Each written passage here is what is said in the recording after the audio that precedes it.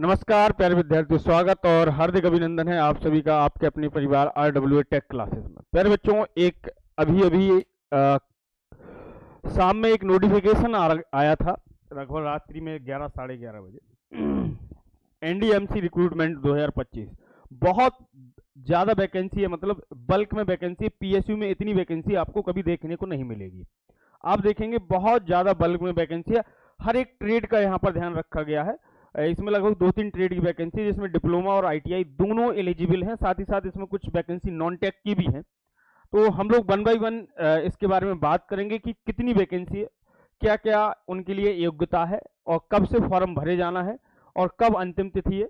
ठीक, ये सारी बातें हम लोग आज बात करेंगे कि आयु कितनी है, चयन प्रक्रिया क्या होगी, सिलेबस क्या होगा और योग्यता कितनी होगी, ये सारी बात करेंगे। तो सबसे पहले आप देखेंगे NDMC का ये नोटिफिकेशन है। तो यहाँ पर प्रॉपरली आप देखेंगे तो NDMC ने जो नोटिस निकाला है वो निकाला है 22/5/2025 को, एकदम अभी का है। कल थी 22 तारीख, आज 23 तारीख है। ठीक है, ये जो है आपके पास में गवर्नमेंट ऑफ इंडिया एंटरप्राइजेज है, जो कि आपके पास में इसका हेड ऑफिस हैदराबाद में है। अलग अलग कॉम्प्लेक्स में अलग अलग जगह पोस्टिंग, जैसे आपके पास में यहाँ पर कर्नाटका है, छत्तीसगढ़ है, तो इस जगह अलग अलग माइनिंग में अलग अलग जगह आपको पोस्टिंग, अलग अलग जगह वैकेंसी ने दी है। तीनों कॉम्प्लेक्स के यहाँ पर नाम दिए और तीनों कॉम्प्लेक्स में अलग अलग वैकेंसी है। पेपर एक ही होना है। ठीक है, बाद में वो आप लोगों से फिल कराएंगे चीजें। तो अगर हम बात करते हैं सबसे पहले यहाँ पर पहले पॉइंट की, पहली वैकेंसी नंबर 1 की, तो वैकेंसी नंबर 1 फील्ड अटेंडर यानी कि ट्रेनी, इनके पद को बोलते हैं RS01, जिसमें आपके पास में पहले वाले कॉम्प्लेक्स में 86, दूसरी है बचेली में आपके पास में 38, डुमनीली में है 27। यानी कि आपके पास में कुल इसके लिए क्या क्या योग्यता है, मिडिल पास, कितनी योग्यता है, मिडिल पास और ITI, यानी कि 10th वाले और ITI वाले इस वैकेंसी को क्या कर सकते हैं, भर सकते हैं। 10th वाले और ITI वाले भी भर सकते हैं, जिनके पास 10th अकेली है और जिनके पास ITI भी है वो भी भर सकते हैं। बात करते हैं मेंटेनेंस असिस्टेंट की। मेंटेनेंस असिस्टेंट इलेक्ट्रीशियन ट्रेनी, इसका पोस्ट कोड है RS02। इसमें 49, 56 और 36, यानी कि कुल मिला के 141 वैकेंसी इसमें है इलेक्ट्रीशियन की। 141 वैकेंसी है इलेक्ट्रीशियन की। पद नंबर, पोस्ट नंबर 3 की बात करते हैं, पॉइंट नंबर 3 पर, मेंटेनेंस असिस्टेंट मैकेनिकल।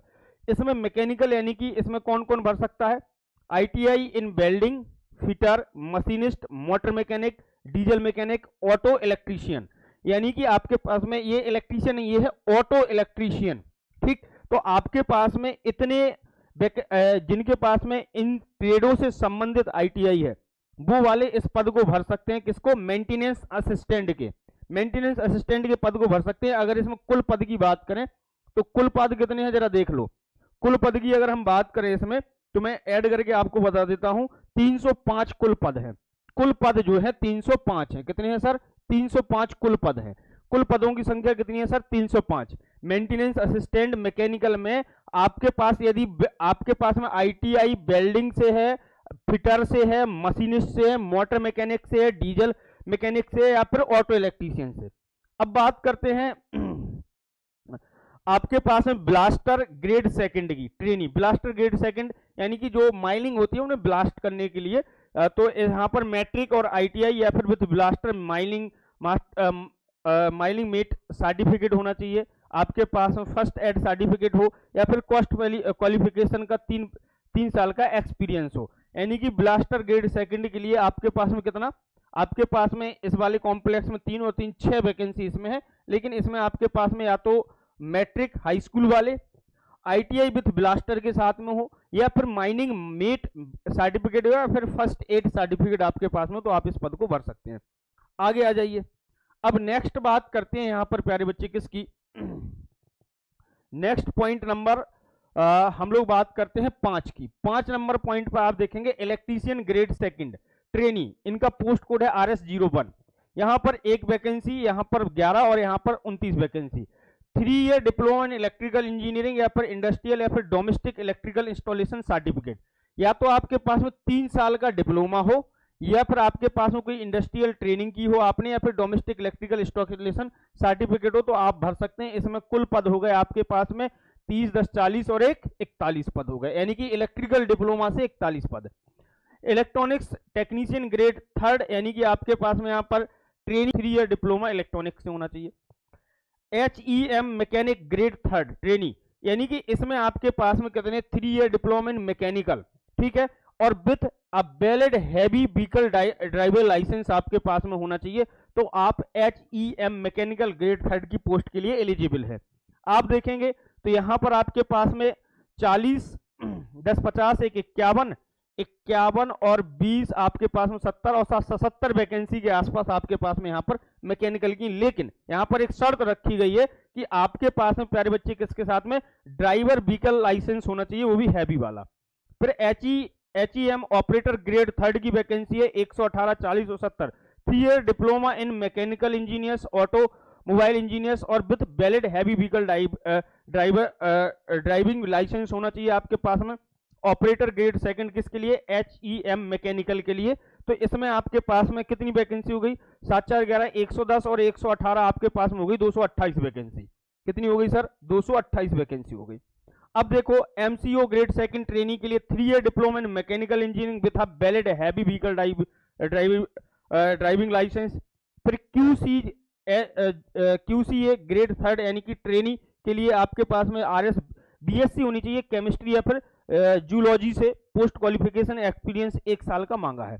अब यहाँ पर कुल मिला के बात ये आ गई कि मैकेनिकल की भारी भरकम मात्रा में वैकेंसी है इसमें, तो यहाँ पर इलेक्ट्रिकल भी और इलेक्ट्रीशियन भी कहीं पीछे नहीं है।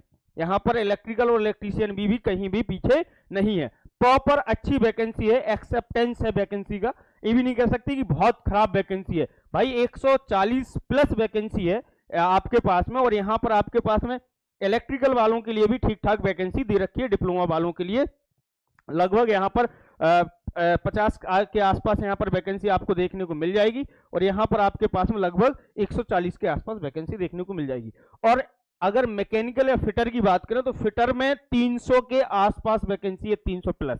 और यहाँ पर आपके पास मैकेनिकल डिप्लोमा में अगर आपके पास में हैवी व्हीकल ड्राइवर लाइसेंस है तो आपकी भी लगभग 200 से आसपास वैकेंसी आपकी भी है। कुल मिलाकर यहाँ पर आप देखेंगे तो लगभग 700 प्लस वैकेंसी टोटल यहाँ पर दी गई है। चलिए आगे की बात कर लेते हैं सर। आगे की अगर हम बात करते हैं यहाँ पर, तो इन्होंने देखो यहाँ पर अब अलग अलग कॉम्प्लेक्स में इन्होंने क्या कर दिया, कैटेगरी वाइज वैकेंसी बांट दी। सबसे पहले आपके पास में करिंदुल कॉम्प्लेक्स की बात करते हैं, तो यहाँ पर आपके पास में इलेक्ट्रीशियन ट्रेनी की बात करते हैं तो टोटल पद यहाँ पर उन्होंने कहा 49 है, 6 SC के हैं, 15 ST के, 3 OBC के हैं, 5 EWS के, 20 जनरल के हैं। ठीक है, अगर हम यहाँ पर मैं आपके पास में ट्रेनी बिल्डर की बात करते हैं तो इन्होंने अलग अलग सबके पद यहाँ पर उन्होंने क्या कर दिए हैं, बांट दिए गए हैं। ऐसे यहाँ पर प्यारे साथी यहाँ पर दूसरे कॉम्प्लेक्स की बात करें तो यहाँ पर भी इन्होंने अलग अलग पद बांटे हैं। ठीक, यहाँ पर भी अलग अलग पद यहाँ पर बांट दिए हैं। तो अलग अलग पद बांट दिए हैं अलग अलग कैटेगरी के हिसाब से, तो इसमें कोई दिक्कत नहीं होनी चाहिए। अब आगे आ जाओ, यहाँ पर इन्होंने क्या किया है भैया जी, इन्होंने यहाँ पर एज के बारे में डिसाइड किया है कि एज कितनी होनी चाहिए। एज है, पे ग्रेड है, तो यहाँ पर हम एज और पे ग्रेड के बारे में बात कर लेते हैं सर। एज और पे ग्रेड के बारे में बात कर लेते हैं सर। एज और पे ग्रेड के बारे में बात कर लेते हैं सर। कितना पे ग्रेड है ना। एज और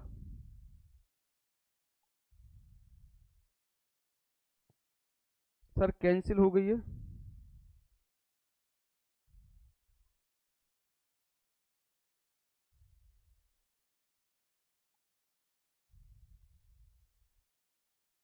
चलिए आगे बढ़ते हैं।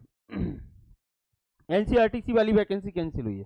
अब देखो जरा सर, अगर हम बात करें यहाँ पर तो फील्ड अटेंडर, जिसमें आपके पास में लगभग आप देखेंगे कि मैट्रिक और ITI जिनके पास है वो भर सकते हैं फील्ड अटेंडर की वैकेंसी। फील्ड अटेंडर की अगर वैकेंसी की बात करें तो आप देखेंगे यहाँ पर आपके पास में फर्स्ट 12 मंथ यानी कि पहले 12 महीना आपको कितना मिलेगा, 18,000। फिर नेक्स्ट अगले 6 महीना कितना मिलेगा, 18,500।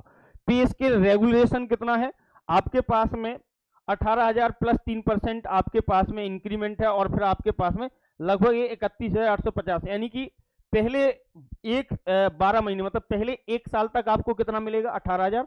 और इसमें DA भी जुड़ेगा, इसमें आपके पास में HRA भी जुड़ेगा, तो लगभग आपके पास में 30 के आसपास 30K के आसपास आपकी सैलरी बनने लग रही होगी।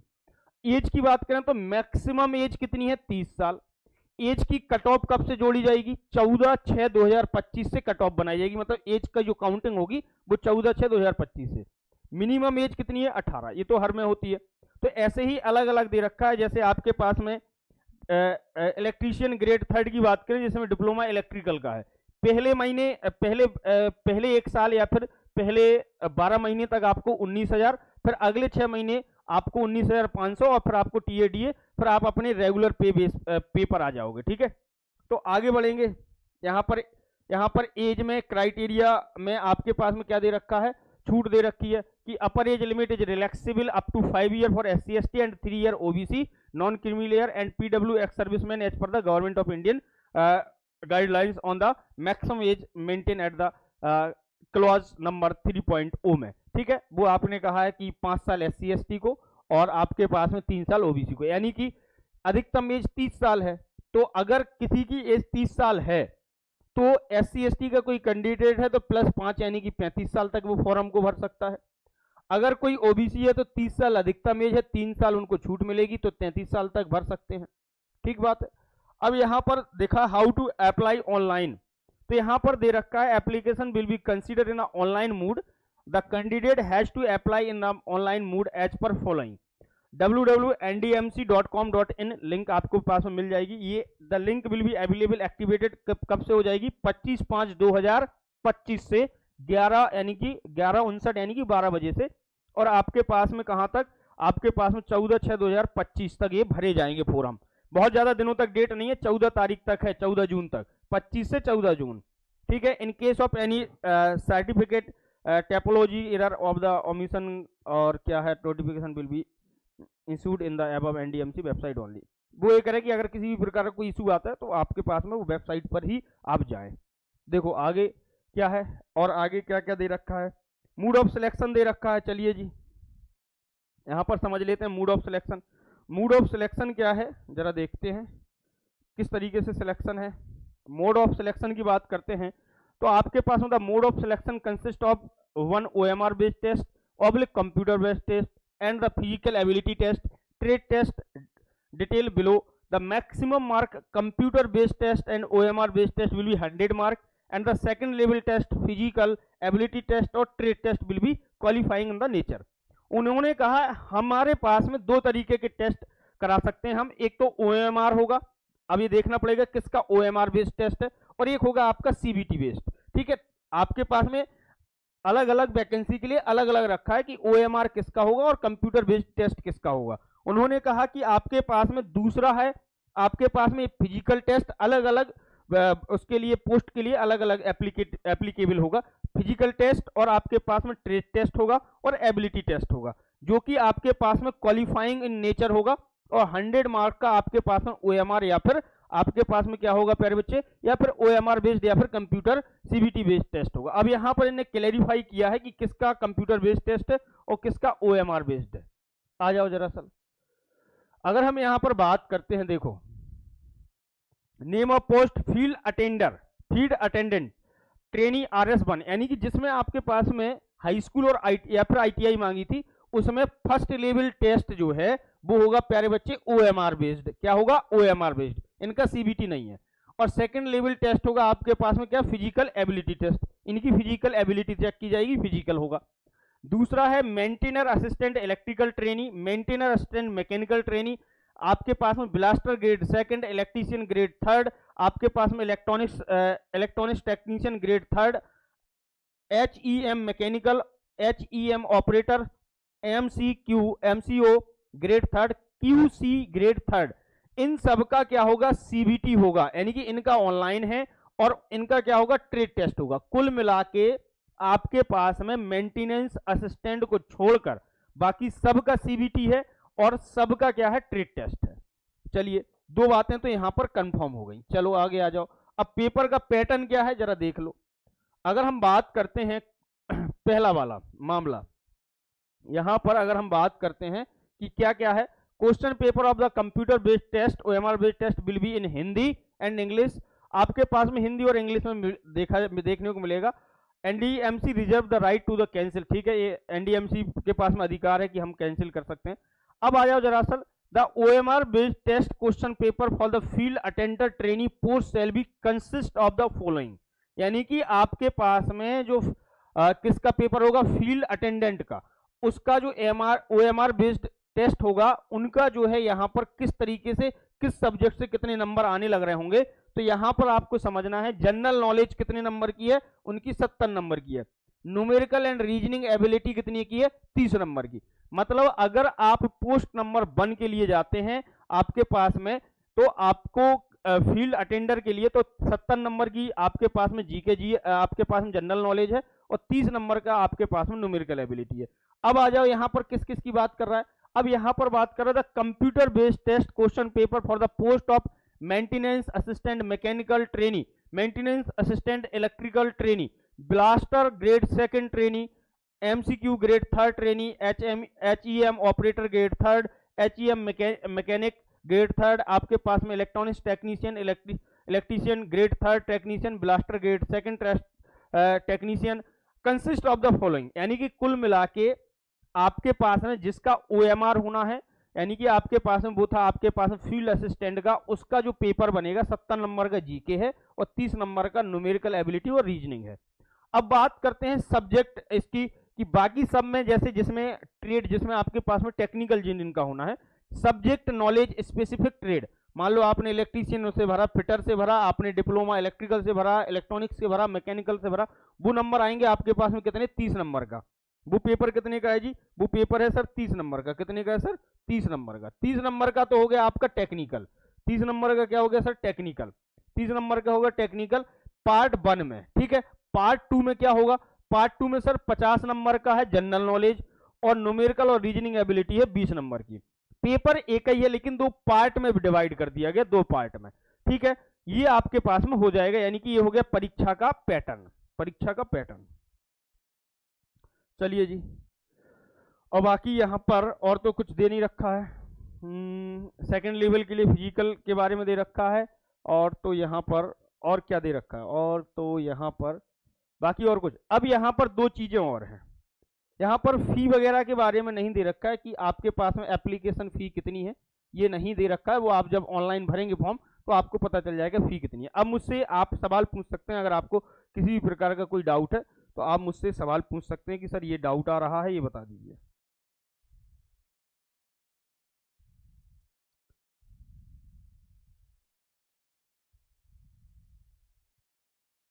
हाँ, वो जब आप फॉर्म भरेंगे तो आपको पता चल जाएगा। हाँ, ये सरकारी नौकरी है, मूर्ख आदमी।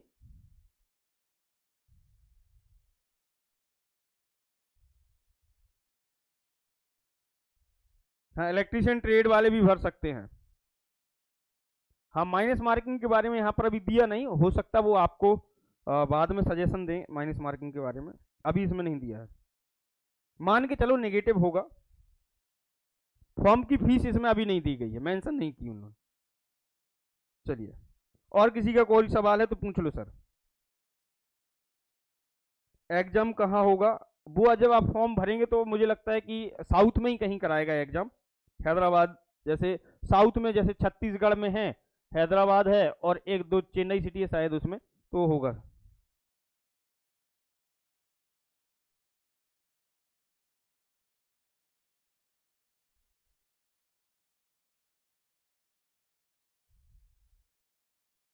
चलिए,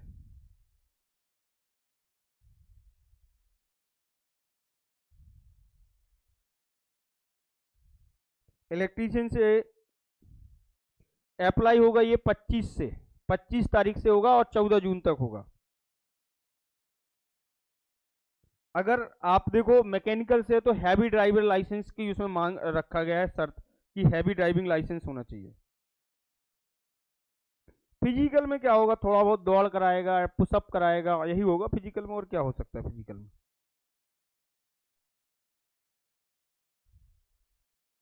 भैया बहुत सारे लोग कह रहे हैं कि सर ये सरकारी नौकरी है कि प्राइवेट, तो देख मेरे भाई यहाँ पर ये लिखा है NDMC limited, a government of India enterprises, ठीक है, ये लिखा है, देखो खोलो अपनी आंखें।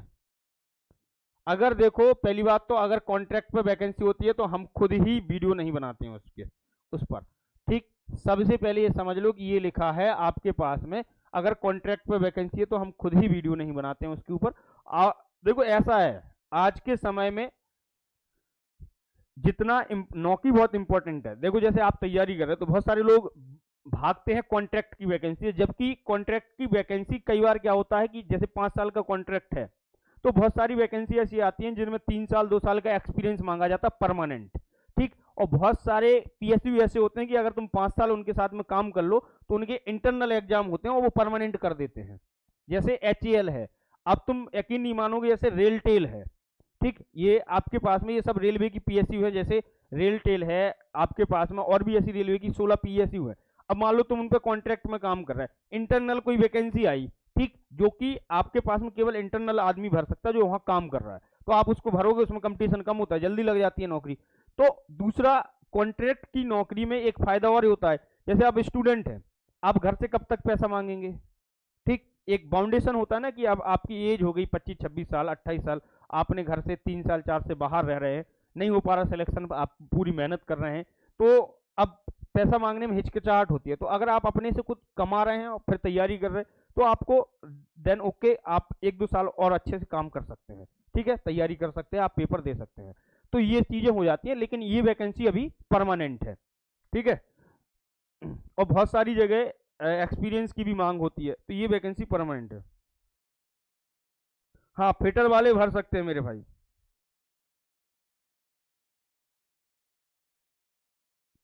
फिटर वाले भर सकते हैं, फिटर वाले भर सकते हैं।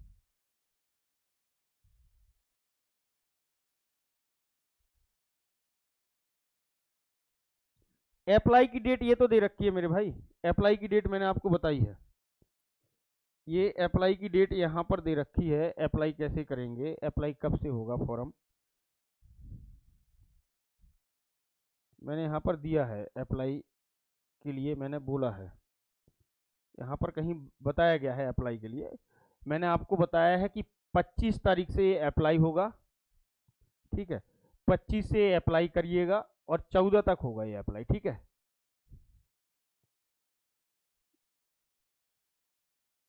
यहाँ पर ये दे रखा है, देखो ये दे रखा है यहाँ पर, देखो the link will be available activated from 10 AM on 25, आपके पास 25 मई, आपके पास में कितनी 25 मई से आपके पास में 14/6/2025 तक रात्रि 11 बजे तक, मतलब 12 बजे तक, 12 बजने में 1 मिनट कम होगा तो ये लिंक हटा देंगे, ठीक। तो ये है।